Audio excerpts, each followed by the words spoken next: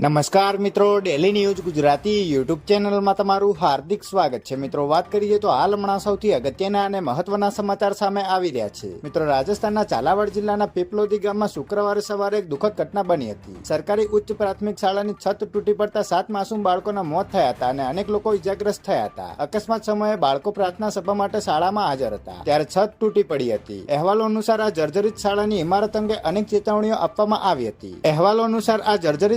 ઇમારત અંગે અનેક ચેતવણીઓ આપવામાં આવી હતી. તેમ છતાં વહીવટી તંત્ર તેને અવગણી હતી. આ મામલે 5 શિક્ષકો અને શિક્ષણ વિભાગના એક અધિકારીને સસ્પેન્ડ કરવામાં આવ્યા છે. સ્થાનિક લોકો અને વિદ્યાર્થીઓનું કહેવું છે કે શાળાની દિવાલો અને છત પહેલાથી જર્જરિત હાલતમાં હતી. આ દુર્ઘટના બાદ ગામમાં શોકનો માહોલ અને લોકોમાં રોષ ભભૂક્યો છે. પરિવારના સભ્યો અને ગ્રામજનોએ જણાવ્યું હતું કે શાળાની હાલત અંગે અનેક વખત ફરિયાદો કરવામાં આવી હતી, પરંતુ કોઈ પરિણામ આવ્યું ન હતું. આ ઘટના બાદ જિલ્લા વહીવટી તંત્રે કાર્યવાહી કરી અને 5 શિક્ષકો અને એક શિક્ષણ વિભાગના અધિકારીને સસ્પેન્ડ કર્યા છે.